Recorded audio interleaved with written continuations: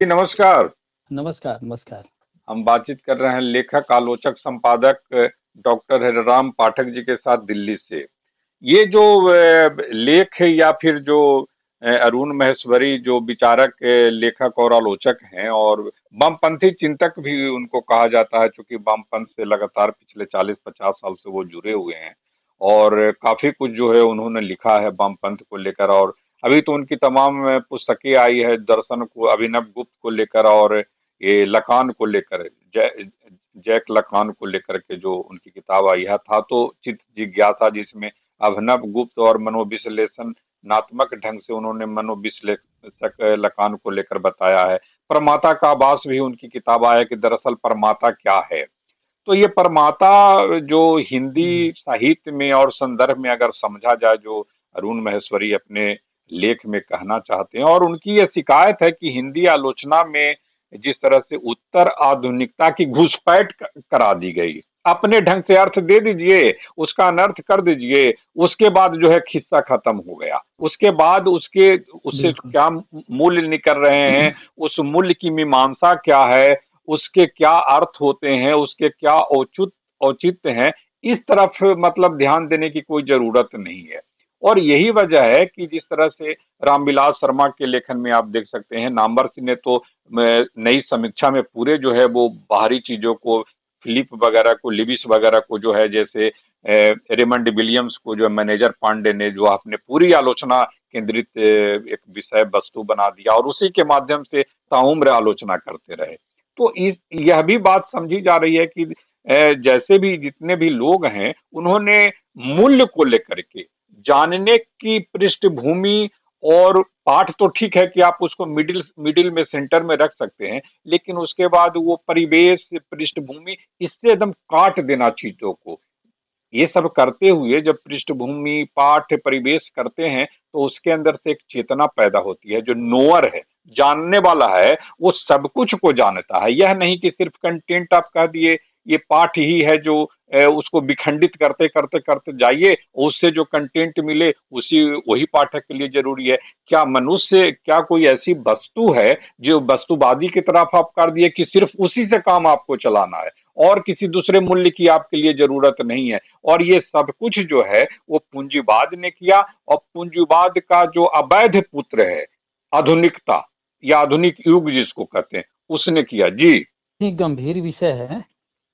और मैंने जहाँ तक पढ़ा अरुण माहेश्वरी जी के आलेख को, उन्होंने जो संकेत किया है कि हम उत्तर आधुनिकता के चक्कर में पड़ करके जो आलोचना करने लगे हैं, वह वस्तुतः पाठ केंद्रित है। और आलोचना का विषय जो है केवल पाठ सापेक्ष ही नहीं है, बल्कि उसकी पृष्ठभूमि होती है, उस पर अपना चिंतन होता है, लेखक की मनोदशा क्या है वह समझना बहुत आवश्यक होता है। तो लेखक की मनोदशा, उसकी पृष्ठभूमि, उसके मनोविज्ञान को समझे बिना हम पाठ की समीक्षा कैसे कर सकते हैं। और यही तो उत्तर आधुनिकता का जो डिकंस्ट्रक्शन है, वो थ्योरी जो है, वह सिद्धांत हमें केवल पाठ, पुराने पाठ को नकारना, जो पाठ अस्थायित्व बना चुका है उसे अस्वीकार करते हुए दूसरा पाठ निर्मित करना, फिर तीसरा पाठ निर्मित करना, इसकी सीमा कोई उत्तर आधुनिकता ने नहीं बताई कि आखिर किसी भी पाठ, किसी भी वस्तु का जब हम विश्लेषण करते हैं तो वह असीमित नहीं हो सकता। अर्थ की एक सीमा होती है, और जब वो सीमा टूटती है तो अनर्थ तक हम जा पहुंचते हैं। मैंने देखा है कि बहुत से वाद जो चले हैं, जिसको अस्मितावादी लेखन कहा जा रहा है, वह अस्मितावादी लेखन भी एक सीमा तक ही सत्य है। वह अपनी सीमा के बाहर जब जाने लगता है तो असत्यता आने लगती है। एक तरह आत्मरक्षार्थ भाव जो है, आत्मरक्षार्थ भाव इतना अधिक न हो जाए कि वह दूसरे का अहित करने लगे। यह हमने अस्मितावादी लेखन में पाया है। और इसीलिए अरुण माहेश्वरी जी का जो तर्क है, उन्होंने जो विषय उठाया है प्रमाता का, तो प्रमाता क्या चीज है? एक तरह से संस्कृत साहित्य में जब दर्शन में हम प्रवेश करते हैं, रहस्य में जब हम प्रवेश करते हैं, तो वहां प्रमाता ईश्वर हो जाता है। लेकिन उसको फिर हम व्यवहारिक तौर पर लाएंगे तो प्रमाता वह है जिसके पास ज्ञान हो, जो ज्ञान को अर्जित करने का धैर्य हो, त्याग हो, तपस्या हो, संकल्प हो, जिसके पास ये सब चीजें होगी और विवेक हो, तो और भी बहुत सारी चीजें, जैसे औचित्य है, तात्पर्य है, जिसके पास औचित्य हो, तात्पर्य हो, विवेक हो, और इन सबके बावजूद खंडन मंडन करने की प्रवृत्ति हो, मनोविज्ञान का जानकार हो और पृष्ठभूमि का ज्ञाता हो, किसी भी रचना की पृष्ठभूमि के विषय में सबकी जानकारी जो है वो नुवर है, वो परमात्मा है, प्रमाता है। और इन सारी चीजों को जो जान जाएगा, जानेगा, उसे हम आलोचक के तौर पर स्वीकार करेंगे, या आलोचक वो कहा जाएगा, या नोवर है, वो ज्ञाता है। देखिए, बातचीत तो बिल्कुल सही है। अब यह जो है वह, चूंकि संस्कृत के दर्शन का जो हमारे यहाँ तो मीमांसा दर्शन, सांख्य वगैरह, योग दर्शन, बहुत सारे दर्शन हुए, और चिंतन की जो प्रणाली है हमारे यहाँ, वह हमारी मौलिक है संस्कृत साहित्य तक। जब हम बाद में हम आधुनिक युग में आते हैं, भारतेंद्र युग से शुरू होती है जब आलोचना, तो वहां में अंग्रेजी का प्रभाव इतना प्रबल होने लगता है, इतना प्रबल कि हम भूल ही जाते हैं कि संस्कृत में भी कुछ है। और जो हम लोग भूल गए हैं, शायद उसी चीज को, उसी पदार्थ को की याद दिला रहे हैं माहेश्वरी जी, उसकी याद करा रहे हैं वो, और हमें उस तरह ले जा रहे हैं। अब दिक्कत यह है कि हम तो अभ्यस्त हो गए पश्चिमी चिंतन का, शुक्ल जी से लेकर के आज तक के जितने आलोचक हैं, हम बिल्कुल ही आदी हो गए हैं, इतने आदी कि जड़बद्ध हो गए हैं, प्रतिबद्ध हो गए हैं कि बस वहीं से आलोचना आती है और वहीं के दार्शनिकों का नाम गिनाते हुए चले आएंगे। हमें अपनी ओर जब तक हम नहीं झुकेंगे, जब तक अपने दर्शन को नहीं समझेंगे, जब तक शब्द और अर्थ के चिंतन को नहीं समझेंगे, तब तक हम पश्चिमी साहित्यकारों की पालकी ढोते रहेंगे। और मुझे तो आश्चर्य, यह इस बात से आश्चर्य होता है कि जितने पश्चिम के दार्शनिक हैं, अरस्तु, प्लेटो वगैरह को यदि छोड़ दिया जाए, हालांकि उनको भी छोड़ना नहीं चाहिए, क्योंकि उनके बहुत सारे सिद्धांत जो हैं हमारे यहाँ के सिद्धांत से मिलते जुलते हैं। अरस्तु का, रामविलास शर्मा ने एक जगह बात कही है कि अरस्तु का जो विरेचन सिद्धांत है वो हमारे आयुर्वेद के विरेचन सिद्धांत से मिलता जुलता है। यहाँ का विरेचन, आयुर्वेद के विरेचन को अरस्तु ने साहित्य का विरेचन सिद्धांत बना दिया, उन्होंने साफ स्वीकार किया है। हो सकता है कि कैसे है वो तो बात की बात है, लेकिन हमें यह सोचना होगा कि हमारे यहाँ के बहुत सारे सिद्धांत, वे लोग पश्चिम के जो अध्येता रहे हैं वो परिश्रमी तो रहे हैं, ये मानना होगा। बहुत सारी चीजों का उन्होंने खोज किया, हमारे यहाँ के दर्शन की व्याख्या की, भले थोड़ी गलत सही ही व्याख्या हुई हो, लेकिन शुरुआत उधर। जितना चिंतन है, सासवर ने तो कोई बहुत मौलिक कोई पुस्तक नहीं लिखी, लेकिन उसने जो लेक्चर दिया, उसके दो शिष्यों ने उसे संकलित किया, कुछ पन्नों का लेक्चर, और उसी पर सिद्धांत बनाया, जो हमारे यहाँ के बौद्ध दर्शन का जो विखंडन है उस सिद्धांत पर आधारित है। और उसी सिद्धांत को लेकर के देरिडा आगे बढ़े। तो अब बौद्ध दर्शन का नाम मैंने क्यों लिया? इसलिए कि बौद्ध दर्शन में सबसे पहले खंडन की शुरुआत हुई। उन्होंने हिंदू दर्शन या सनातन दर्शन या वैदिक दर्शन का जो कर्मकांड है उसका खंडन किया था। और कर्मकांड का ही खंडन नहीं किया, दर्शन का भी किया। जैसे आत्मा और परमात्मा संबंधी जो मान्यताएं थी सनातन में, उसका खंडन किया बौद्धों ने, शून्य को माना उन्होंने। तो खंडन की जो पद्धति वहां रही और एक नया अर्थ दिया, एक को विखंडित किया, एक नया अर्थ निकाला बौद्धों ने, जो अपोह सिद्धांत कहा जाता है। तो जो वह निकाला, बौद्ध दर्शन का बहुत बड़ा ज्ञाता और संस्कृत का देरिदा भी थे, देरिदा ने अध्ययन किया था दर्शन का और वो पढ़ाते थे। तो इस तरह, लेकिन मैंने कहीं पढ़ा है कि खुल करके उन्होंने स्वीकार नहीं किया कि ये भारतीय दर्शन को मैं अपने यहाँ ले रहा हूँ, चाहे इस तरह से व्याख्यायित कर रहा हूँ। लेकिन जो भी है, बातें नहीं छिपी है और बहुत सारे ग्रंथ आए हैं उत्तराधुनिकता पर, उससे मालूम होता है कि विखंडन का सिद्धांत या ज्ञान का सिद्धांत यहाँ से लिया हुआ है। अब बात यह है कि हम देरिदा के या सास्वर के विचारों का यदि विखंडन करें तो हमें वही प्रमाता की तरफ लौटना होगा।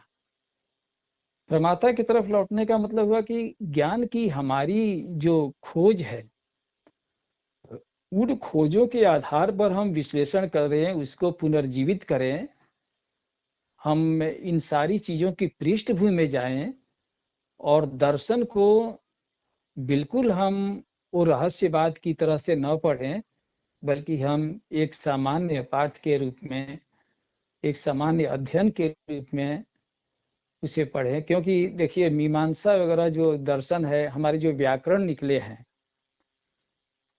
कि इसका अर्थ कैसे किया जाए, वहां में दिया है कि सन्निधि होनी चाहिए। एक वाक्य है, एक वाक्य का हम अर्थ लगाएंगे तो किन किन चीजों की आवश्यकता होती है, ये मीमांसा दर्शन की बात है।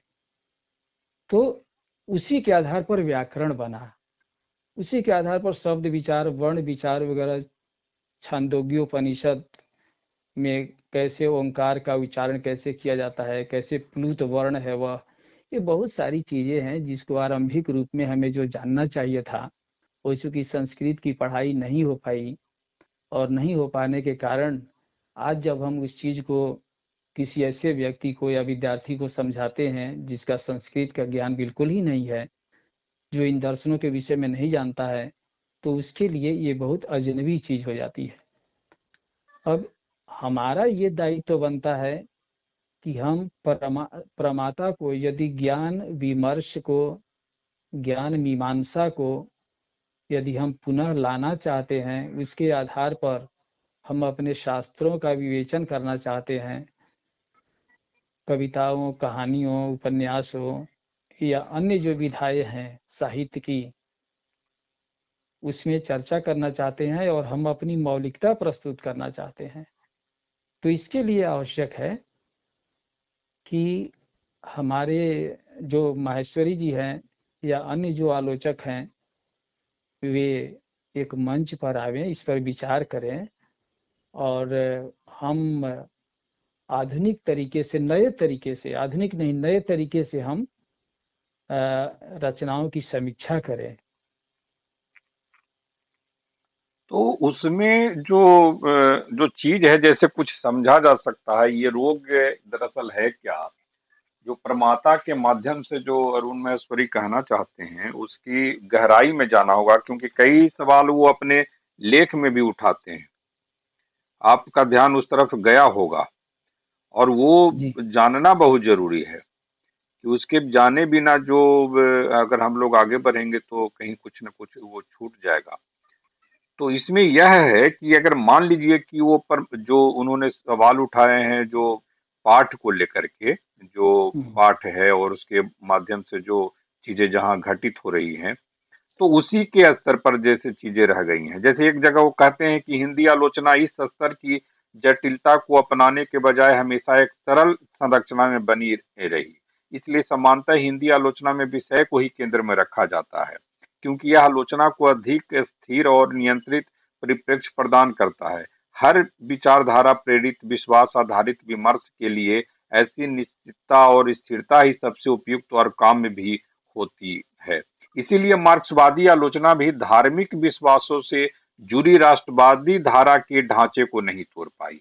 अब सोचिए, यहाँ काफी अहम हम्म। सवाल है, हम्म। काफी अहम सवाल है। अब मान लीजिए कि इसको अगर आगे बढ़ाएं तो ईश्वर प्रतिभिज्ञा विमर्शनी तक आते हैं, लेकिन हाँ। इसको इसकी गहराई को अगर आप जाएंगे तो उसमें यह है कि इसकी पूरी गहराई को जाने बिना आप किसी पाठ को भी नहीं जान पाएंगे। उसकी पाठ की पृष्ठभूमि क्या है, पाठ का परिवेश क्या है, पाठ के माध्यम से मूल्य क्या क्रिएट हुआ, इसको अगर हम समझे वाल्टर बेंजामिन के माध्यम से। हम्म। वाल्टर बेंजामिन के जो पेरिस आर्किड्स जो लेख थे, निबंध थे या हम्म। किताब कहिए, एक लघु किताब कहिए, अब उसमें कहते हैं वो वाल्टर बेंजामिन, थोड़ा ध्यान दीजिएगा चीजों को कि प्रमाता क्यों नहीं कहते हैं, और उसके माध्यम से कुछ हम हम्म। लोग उदाहरण उदाहरण लेंगे। बेंजामिन बाजारों में घूमते हुए हाशिए पर पड़े खामोश और अदृश्य जीवन को देखते हैं। वह सब जो पुराना, अनुपयोगी, विकृत और हास्यास्पद हो चुका है। वे शहर की आंतरिक परतों में छिपे हुए भिखारियों, जुआरियों, बेश्याओं, पागलों, विकलांगों और कूड़ा बीनते लोगों को देखते हैं। बेंजामिन आधुनिकता के इस दृश्य प्रपंच को इस युग के सबसे चित्र विचित्र प्रतिनिधियों के मार्फत एक खास अर्थ देते हैं। ये सारे लोग शहरों के माया लोक और मिथकीय संसार में एक अलग रंग भरते हैं। बेंजामिन के लिए शहरों का यह मिथकीय संसार, ध्यान दीजिएगा, तमाम तरह की प्रवंचनाओं, अनिवार्यताओं और निरीक्षंसताओं के मेल से बना हुआ है। ये आपका जो पूंजीवाद है, जिसको मार्क्स ने कहा था कि ये माया लोक का खेल है, पूरा पूंजीवाद जो है माया लोक का खेल है। और ये जो रंग भरते हैं, जिसमें तमाम जो शब्द देख रहे हैं कि कैसे कैसे लोग हैं, वो देख रहे हैं तो। बिल्कुल बिल्कुल, हाँ हाँ। और इससे अगर आप चाहते हैं कि कोई सामाजिक मूल्य पैदा हो, कोई परमाता पैदा हो, उसको लेकर कोई जीवन जीवन को लेकर कोई ऐसा मूल्य क्रिएट किया जाए जो कहीं ना कहीं उसकी गहराई में उतरता हो, जो चेतना में उतरता हो, जो मूल्य बोध क्रिएट करता हो, जो आत्मबोध क्रिएट करता हो, जो अरुण महेश्वरी जी कह रहे हैं कि प्रमाता को ऐसा होना चाहिए, ना ही सिर्फ के एक कंडीशंस जो आपके सामने है उसी को सब कुछ मान लिए, जो उत्तर आधुनिकता में कहा गया है। जी, अब इसको में उदाहरण आप देख सकते हैं। इसमें हम्म। उदाहरण दे सकते हैं कि किताब है उत्तर आधुनिकता बहुआयामी संदर्भ, पांडे शशिभूषण सितांशु। अब इसमें हम्म। देखेंगे कि कुछ चीजें जो है वो अंत में कुछ कहते हैं।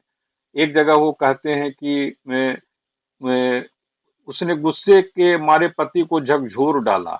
ए सीधे लेटो हम्म। और मेरी ओर मुंह करो, पहले यह बताओ कि ब्याह क्यों किया। हमने पार लगा दिया तो नखरे पसारने लगे, समझे रहना कि मुझे नखरे वखरे अच्छे नहीं लगते। रमनिका गुप्ता का एक आत्म स्वीकार देखें।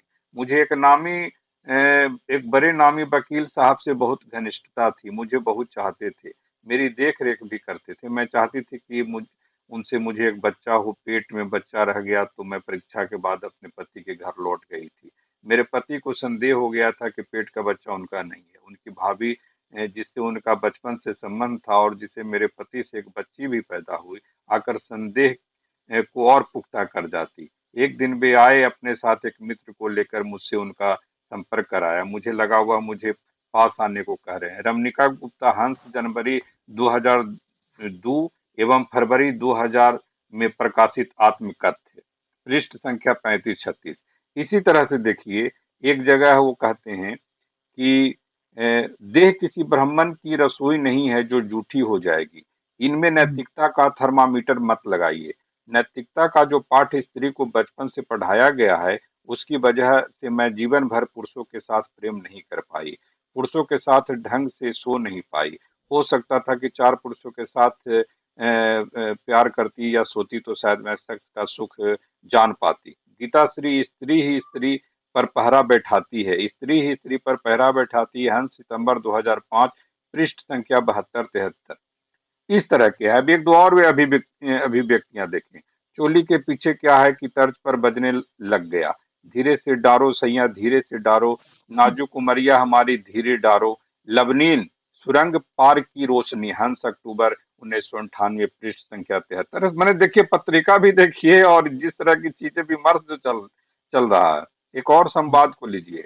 बच्चे एक जैविक आवश्यकता है सुनीता, बच्चे नहीं सेक्स, और सेक्स की कोई कमी नहीं। पर जिस दिन अपनी कोख से बच्चा जनना चाहूंगी कोई बाधा नहीं है। तुम्हारे बुद्धिमान नौजवान तुरंत सहयोग देने के लिए आतुर हो उठेंगे। लता शर्मा, खुलजा सिमसिम हंस, जून 1999, पृष्ठ संख्या 25। अंत में कहते हैं, वो जो ध्यान दीजिएगा जिस पर हम लोग बातचीत कर रहे हैं, हम्म। कहाँ है स्त्री चेतना का अर्थ है स्वतंत्र, कहाँ है स्वाभिमान और स्वावलंबन, प्रश्नवाचक चिन्ह। हम्म। जो हम लोग सवाल उठा रहे हैं, परमाता की ओर जाने की कोशिश कर रहे हैं कि जी। एक मूल्य तो आप देख लिए अपनी आजादी, लेकिन उस हाँ। आजादी के बीच का जो विकराल और भयंकर रूप है उसको देखने की जरूरत ना आपको है ना आपकी चेतना को है, क्योंकि आपके पास परमाता नहीं है, चेतना तक आप पहुंचे ही नहीं, आत्मबोध तक हम्म। पहुंचे नहीं, सामाजिक मूल्यबोध तक पहुंचे नहीं, बस सिर्फ और सिर्फ आजादी, जिसको वाल्टर बेंजामिन ने जो कहा कि ये जो तमाम जो चीजें हैं, हम्म। ये जो तमाम चीजें हैं, वो इन सारे लोग शहरों के माया लोक और मिथकीय संसार में अलग रंग भर दे बस रहेंगे। समझ रहे बस। हैं, माने समाज को कहां हाँ, से आप बिल्कुल। काट रहे हैं। तो ये कह रहे हैं अंत में सीतांशु जी कि कहाँ है स्त्री चेतना का अर्थ स्वतंत्र, कहाँ है स्वाभिमान और स्वावलंबन, प्रश्नवाचक चिन्ह, कहाँ है अभी व्यंजना परक स्त्रीवाद वाली स्त्री चेतना। इसलिए मुझे लगता है कि पश्चिमी उत्तर आधुनिक स्त्री चेतना से परे भारतीय स्त्री चेतना की पड़ताल और पहचान अपेक्षित है। इस पर हम्म। विशेष रूप में स्त्रियों को ही विचारने की अपेक्षा है। सोचिए जी। देखिए, बहुत बढ़िया उदाहरण आपने प्रस्तुत किया। और मैंने तो बहुत पहले एक आलेख भी लिखा था स्त्रीवादी विमर्श के ऊपर, जिसमें रमणिका गुप्ता वगैरह का बहुत नाम, बहुत चीजें हैं, बहुत आपत्तियां, शुरू में जो रेडिकल फेमिनिज्म शुरुआत हुई थी, तो बहुत कुछ उन लोगों ने किया था कि ओढ़नी क्यों लेनी चाहिए, ओढ़नी को जला दो, इस तरह की कुछ सब, कि हमारी जो चीजें हैं बस हम उसको स्वतंत्रता से उपभोग करेंगी। तस्लीमा नसरीन की भी ऐसी ही कुछ लज्जा उपन्यास में, चाहे और भी, मैंने देखा कि बहुत सारी बातें हैं। अब यह है कि ज्ञान प्रमाता जो है वो किस में हो, आलोचक में ही हो न लेखक में भी हो। इसीलिए मैंने पहले नाम लिया कि ये जितनी अस्मितावादी विमर्श हैं ये स्व केंद्रित है, और स्व केंद्रित में भी स्वार्थ केंद्रित कहेंगे, और स्वार्थ में भी स्वाभिमान ही खत्म है। जहां में हम अस्मिता अपनी जब पहचानते हैं, उसके लिए आंदोलन चलाते हैं, तो अस्मिता क्या है? मैंपन की भावना, मैंपन की भावना, अपने अहम को जीवित रखने की भावना, अपने अहम को सुरक्षित रखने की भावना। तो अहम कहाँ यहाँ में सुरक्षित रह पाता है? इसी इसी बात पर जब हम इशारा करते हैं तो वो प्रमाता की बात आती है कि हम अपने अहम को, अपने स्वाभिमान को अस्मिता के बहाने, अस्मि का मतलब ही होता है मैं हूं, संस्कृत का शब्द है अस्मि, मैं हूं। तो मैं हूं जब मेरा स्वाभिमान रहे, अपने स्वाभिमान को रखने के लिए, बचाने के लिए स्त्रीवादी आंदोलन हो या दलित आंदोलन हो, दलित विमर्श हो अथवा आदिवासी विमर्श हो, ये सारे वृद्ध विमर्श वगैरह जितने हैं विमर्श, ये सब सामाजिक चीजें हैं। लेकिन साहित्य में आई, कोई बात नहीं है, साहित्य में आई है तो, लेकिन इन विमर्शों के माध्यम से जो हमें अस्मि का भाव जागृत करना है, हमें अपने स्वाभिमान का भाव जागृत करना है, हम विभिन्न चीजों से वंचित रहे हैं, अधिकारों से, उस पर किसी का दबदबा रहा है अनावश्यक, तो उस अनावश्यक आवरण को हमें हटाना है, इसकी लड़ाई हमें लड़नी है। तो इसकी लड़ाई के साथ हमें प्रमाता की आवश्यकता है। यदि मैं समझ रहा हूँ वहाँ अरुण माहेश्वरी जी की बात हो या मेरी बात हो या आपकी हो, तो प्रमाता की आवश्यकता हर एक जगह पर है। उस ज्ञान की आवश्यकता है, चाहे वो लेखक हो या आलोचक हो, किसी के लिए भी। वह ज्ञान ही यदि सुरक्षित हमारे पास नहीं है, हम उसको कुंठा की लड़ाई में तब्दील कर चुके हैं। अपनी कुंठा, अपनी भड़ास हम अभिव्यक्त करने का एक माध्यम बना रखा है हमने अस्मिता विमर्श को। तो फिर उसमें ज्ञान का समावेश कहाँ रह गया? ज्ञान का समावेश रहने पर हम बहुत दूर भटक चुके हैं। और लोग तो बहुत सा उदाहरण देते हैं, जैसे फेमिनिज्म की, नारीवाद की जो शुरुआत हुई थी पश्चिम से, तो उसको लेकर के हम यहाँ की जो नारियां हैं, बहुत सारे उपन्यास कहानियां लिखी गई। हंस का भी आपने उदाहरण दिया ही, और बहुत बढ़िया उदाहरण। तो ये सब सारी चीजें हैं। उसको अब यदि हम प्रमाता के द्वारा यह सब जानना चाहें, इसकी पृष्ठभूमि में जाए, तो पृष्ठभूमि में जब हम जाएंगे, हम एक ही चीज को लेते हैं, नारी अस्मिता जो है, नारी विमर्श जो है, उसको लेकर के ही आप बात कीजिए केवल। तो सारी चीजों को नकार दिया गया है कि स्त्रियों पर अत्याचार किया गया, उसे पढ़ने नहीं दिया गया, उसको वश में रहना पड़ता है। बचपन में हो तो पिता के वश में है, युवावस्था में पति के वश में है, वृद्धावस्था है तो पुत्र के वश में है। अब इसका अर्थ ही नहीं समझा गया। मनु जी ने जो इसका अर्थ किया है कि वश में का अर्थ क्या हुआ। वश में ये नहीं है कि उस पर हम बहुत जबरदस्ती दबाव डाले हुए हैं, ये नहीं है। वश ये है कि उसकी सुरक्षा के लिए हमें उसका ध्यान रखना पड़ता है। और हर एक जगह वो तो आज भी बात है, आज जिस तरह से अलग अलग घटनाएं हो रही हैं विभिन्न क्षेत्रों में, जो देखने सुनने में आ रहा है, तो उन घटनाओं को देखते हुए भी तो हमें, हमारी आंख अब भी खुलनी चाहिए। अभी वो प्रमाता पैदा होना चाहिए हमारे यहाँ कि हमें स्त्री के लिए सुरक्षा की आवश्यकता है, स्वतंत्रता से ज्यादा। मनु ने कहा है कि कहाँ स्त्रियों की स्वतंत्रता है, इसीलिए नहीं कि हम जिस समाज में जी रहे हैं उस समाज में स्वतंत्रता की नहीं, सुरक्षा की आवश्यकता है।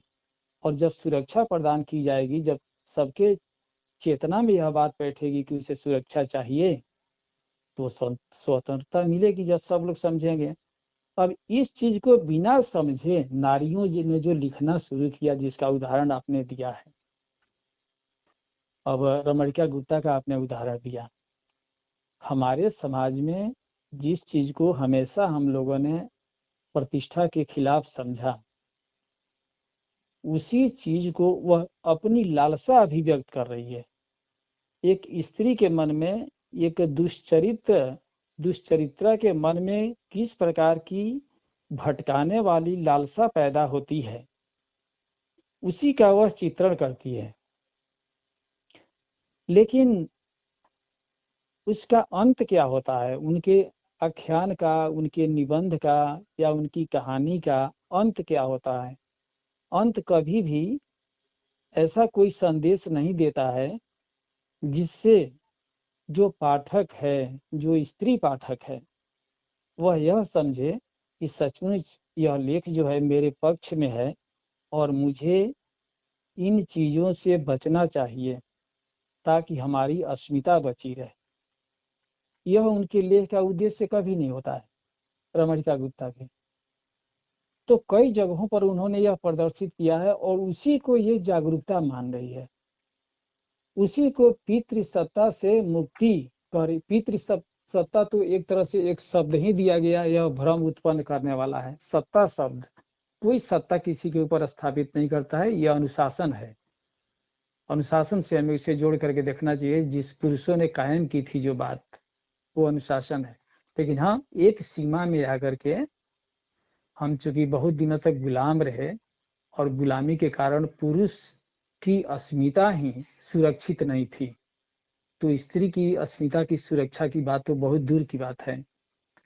तो हम जो विभिन्न बादशाहों द्वारा, आक्रमणकारियों द्वारा जो पुरुषों पर अत्याचार किए गए, स्त्रियों पर किए गए, उसके परिणाम स्वरूप ये हो गया कि जरूरत से ज्यादा हम सुरक्षात्मक हो गए, डिफेंसिव हो गए बहुत ज्यादा। और डिफेंसिव होने के कारण हमें अपनी अस्मिता का ख्याल करना पड़ा। लेकिन जो अस्मितावादी लेखन हुए ना, खासकर नारीवादी लेखन के विषय में कह रहा हूं, यह लेखन बहुत दूर भटक गया। और इतना दूर भटक गया कि अब तो खुशी की बात यह है कि नारियां खुद महसूस करने लगी है कि पुरुषवादी विमर्श भी होना चाहिए। और वहीं नारियों के खिलाफ नारियां ही अभी उठ खड़ी हुई है, जबकि पुरुष मान रहा। पुरुष सोचता रहा कि ठीक है हमारा ही दोष है, चाहे कहीं वो नहीं बोल रहा है नारी सशक्तिकरण के नाम पर।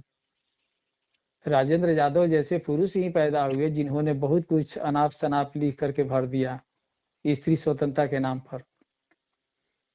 तो ये सारी बातें हैं। अब इसको अब प्रमाता के द्वारा, ज्ञान के द्वारा इसका अनुशीलन किया जाए। पर माता के पास न सिर्फ पृष्ठभूमि है, हाँ पाठ है, परिवेश है, बल्कि उसके पास यह भी है कि आखिर इन सब किए धरे का मूल्यबोध क्या है, और इससे आत्मबोध, सामाजिक आत्मबोध क्या निकलता है।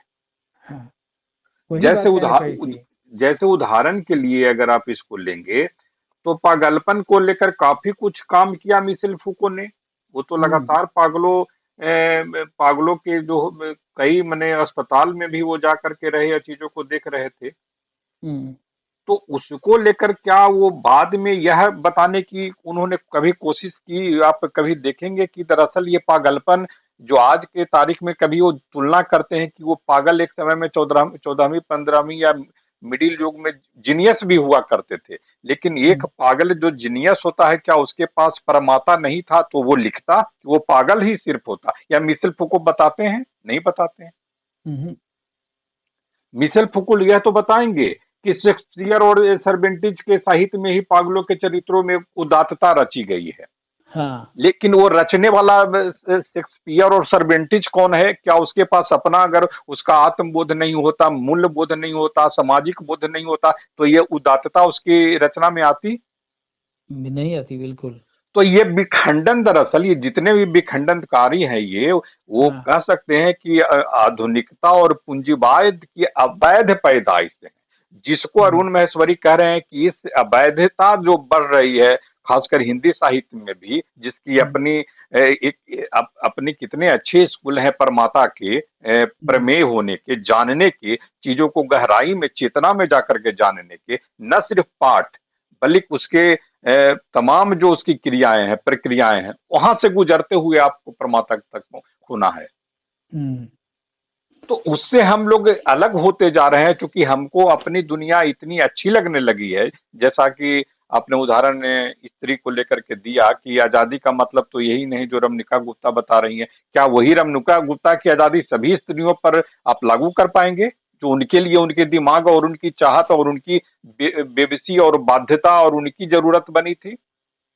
जी। हाँ बिल्कुल। जी नहीं, वही बात है कि आखिर साहित्य जो है वो समाज का दर्पण है, लेकिन हमारा साहित्य जो नारीवादी साहित्य शुरू हुआ वह समाज का दर्पण कम है, वो व्यक्ति का दर्पण है।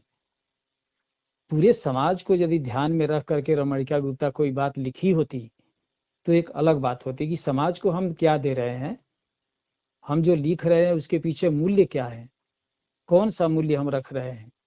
तो वो तो अपनी जीवनी अधिकांशतः इस तरह की लेखिकाओं ने अपनी हकीकत को अभिव्यक्त किया है, बयान दिया है। मैत्रेयी पुष्पा जी की बहुत सारी बातें हैं जो उन्होंने खुल करके कही है, उसी को नारी स्वतंत्रता मानती है। महादेवी वर्मा ने बहुत अच्छी बात एक जगह कही थी, स्मृति की रेखाएं, उनमें उन्होंने स्पष्ट किया है कि पश्चिम में जो नारीवाद चला, हालांकि बहुत पहले की बात है, उनको यह अंदेशा मिला होगा, ये तो 90 के दशक का ज्यादा है, लेकिन उसी समय उन्होंने लिखा था कि पश्चिम में जो नारी स्वतंत्रता की बात उठी वह हमारे यहाँ इस रूप में पहुंची कि यहाँ मातृत्व से आजादी की बात उठने लगी। वहां नारी स्वतंत्रता की बात उठती है, यहाँ मातृत्व से आजादी की ही बात उठने लगी भारतवर्ष में, कि हम ही क्यों माता बनेगी, क्यों वही आचरण करें। अब तो ये तो बहुत बड़ी बात है। तो देखिए अनर्गल बातें हैं, और अनर्गल बातें जो होती हैं, यही एक बार आपसे मैंने बातचीत के दौरान कहा भी था कि वेद को लेकर के अनर्गल बातें बहुत उठने लगी थी, एक समय था। और वेद के संबंध में जब अनर्गल बातें उठने लगी थी, हालांकि यह बात बहुत लोगों को बुरी भी लगेगी, लेकिन उस समय अनर्गल बातें जब उठने लगी, अर्थ का अनर्थ होने लगा, तो वेदों के पठन पाठन पर भी रोक लगा दिया गया। और कहा गया कि अब वेद जो कोई पढ़ेगा उसका अर्थ करेगा, तो उसके अर्थ करने के लिए कुछ नियम है, वो निर्धारित है और उसका पालन करना पड़ेगा। और इसीलिए यह भी प्रमाता की ही बात है, ज्ञान की ही बात है कि महर्षि गौतम ने 16 सूत्र दिए और 16 सूत्रों के आधार पर हमें अध्ययन करना है और अध्ययन करके उसी के आधार पर हमें अर्थ को निष्पादित करना है। तो वही चीजें इसमें भी आती है, 16 चीजें, जैसे प्रमाण, प्रमेय, संशय, प्रयोजन, दृष्टांत, सिद्धांत, अवयव, तर्क, निर्णय, वाद, जल्प, वितंडा, हेत्वाभास, छल, जाति और निग्रह स्थान। ये सब चीजें हैं। साहित्य में जब हम, अब आपने जिन जिन अब रमणिका गुप्ता का ही आपने उदाहरण दिया, जिन प्रसंगों का हंस के सबका पृष्ठ संख्या वगैरह आपने दिया, तो आखिर उसका क्या प्रमाण है, संशय उठेगा। प्रयोजन क्या है, आपने कहा ना कि मूल्य, सामाजिक मूल्य उसमें क्या है, तो प्रयोजन क्या है उस लेखन का, इस पर बात चलेगी। दृष्टांत क्या है, उसका उदाहरण क्या है, क्या वैसा और भी कहीं होता रहा है, सिद्धांत उसके क्या बने हैं, तर्क, उसके बाद निर्णय। और इसके बाद भी यदि लेखक मानता नहीं है, कहता है कि नहीं हमारी ही बात सत्य है, ये है वो है, तरह तरह के, तो उसे हम वितंडा कहेंगे और वहां पर अमान्य ठहरा दिया जाएगा कि इस तरह के लेखन का कोई मूल्य नहीं है, इसे नहीं पढ़ना ठीक है। लेकिन ऐसा समीक्षक करे तो, जब राजेंद्र यादव जैसा एक प्रबुद्ध व्यक्ति, एक पत्रिका का संपादक उसी को स्वीकृति देता है, उसी को छापता है, उनको तो वहां पर टिप्पणी अपनी देनी चाहिए कि इस तरह की बातें हैं, समाज में उठ रही है, ये चूंकि बात उठ रही है और कोई नारीवादी लेखिका उठा रही है, इसलिए मेरी बाध्यता है छापना, क्योंकि पाठक जाने कि समाज में इस तरह की भी बातें उठ रही है और उसका खंडन हो। यह तो ठीक है, संपादक पहले लिख भी देता है कि हमारा उत्तरकों के विचार अपने हैं, यह तो पहले ही लिख दिया जाता है। लेकिन पहला तो संपादक ही है उस पर थोड़ा विमर्श करने वाला, और विमर्श की बात ही है तर्क, विमर्श ही है तर्क युक्त, लेकिन वहां कोई तर्क नहीं है। इसी तरह के साहित्य जब आए तो किसी ने कहा था कि वो साहित्य जो है पूरा कूड़ा है, कूड़ा की संज्ञा जल्दीबाजी में लोग दे देते हैं कि पूरा साहित्य कूड़ा नहीं है, बहुत कुछ अच्छाइयां है, बहुत कुछ लिखने वाले लोग इसको इस रूप में भी देखने की जरूरत है। वो जो अरुण महेश्वरी जी लिखते हैं कि परमाता का प्रयोग करने से आलोचना में ज्ञान का स्रोत केवल बाह्य विषय नहीं बल्कि ज्ञाता की चेतना और उसकी स्थिति भी होगी। जैसे आपने कहा तर्क, तर्क से ही काम सिर्फ नहीं चलना है यहाँ पर। नहीं, तर्क से ही नहीं होगा। हाँ जी, तर्क से ही काम सिर्फ नहीं तर्क तो चलेगा। एक अवयव है उसका, तर्क तो उसका और है। सिद्धांत जो है, सिद्धांत स्थापना की, इससे क्या सिद्धांत बनते हैं, वहां वो खंडित हो जाएगी। तर्क तो बीच रास्ते में आने वाला तर्क है, वो निर्णय नहीं है। निर्णय जो निग्रह स्थान है, जो निर्णय है वो अंत में आता है, तो बाद में निर्णय हुआ, लेकिन तर्क तो चलेगा, वाद विवाद तो चलेगा ही। इसको वाद विवाद माने कि प्रतिभागी जो है, अब कोई भी आलोचक हो, चाहे मुख्य जो वक्ता है या पाठक है, वो जज की भूमिका में होगा, निर्णायक की भूमिका होगी, एक निर्णय पर तो पहुंचना ही होगा। हालांकि निर्णयात्मक आलोचना को बहुत बढ़िया आलोचना पद्धति नहीं माना गया है, लेकिन बहुत बढ़िया न हो तभी भी सब कोई कुछ न कुछ अपना ही निर्णय सुनाता है। अब जैसे इसको इससे भी समझा जाए थोड़ा सा, प्रमाता में ये आपको खोज जो जितने भी तमाम जो उदाहरण दिए गए हैं, दिरदा मिसल तमाम जो दिए गए हैं, अब इसको समझिए कि दिरिदा कहते हैं मित्रता का संबंध एक राजनीतिक संबंध है। वे 16वीं सदी के महान विचारक मोंतेन के हवाले से अरस्तु की उक्ति का अर्थ खोलते हैं कि ओह मित्रों, कोई मित्र नहीं है। क्या अर्थ है इसका? दिरिदा पूछते हैं कि क्या दिन प्रतिदिन के जीवन में हमें मित्रों का चुनाव समान राजनीतिक समझ वाले साथियों के रूप में करना चाहिए? समरूपता का अर्थ है व्यक्ति में अन्य की संभावना को खारिज करना। इस तरह के संबंध वर्चस्ववादी अवधारणा को ढोते रहते हैं। बंधुत्व और भाईचारे आदि के सारे रेटरिक इन्हीं प्रतिमानों से शासित हैं। निजी संबंधों से लेकर समुदाय, समाज, राष्ट्र, गणतंत्र आदि की व्यवस्थाओं तक देरदा कहते हैं कि मुझे मित्रता के एक नए संबंध, एक नए जनतंत्र की तलाश है। कोई अनुभव जिसमें व्यक्ति की अन्यता और उसकी सिंगुलरिटी का आदर हो। वे नित्शे का एक वाक्य उद्धृत करते हैं, यदि हम अपने को बहुत ज्यादा बदल लेते हैं तो हमारे मित्र जो हमारे साथ बदले नहीं, वे हमारे अतीत का प्रेत बन जाते हैं। उनकी आवाज हम तक भूतहा छायाओं की आवाज की तरह आती है, बिल्कुल वैसे ही जैसे हम सिर्फ अपने आप को सुन रहे हो। हम जो उस समय कम उम्र वाले थे, ज्यादा कठोर थे और कम पर ये परमात्मा में जब आप रहेंगे, परमात्मा की तरफ से आपकी जो चेतना होगी, उसमें ये समस्या आपकी नहीं होगा। व्यक्तिवाद तो बिल्कुल नहीं आएगा, बिल्कुल। आत्मकुंठा नहीं आएगा। हाँ हाँ आप हाँ। तर्क की दुनिया में सिर्फ नहीं रहेंगे, आप चेतना की दुनिया में रहेंगे। और चेतना की दुनिया की जो तर्क होंगे, वहां एकदम उन पर पाबंदी रहेगी, इधर उधर मत डोलिए। आप बिल्कुल उत्तर आधुनिकता और पश्चिम आधुनिकता और पूर्व आधुनिकता की तरफ आपको नहीं जाना है, क्योंकि वहां एटलीस्ट मूल्य कोई क्रिएट काम कर रहा है, वो परमाता है। जी। आखिरी हम्म। आखिरी आखिरी सवाल। हम्म।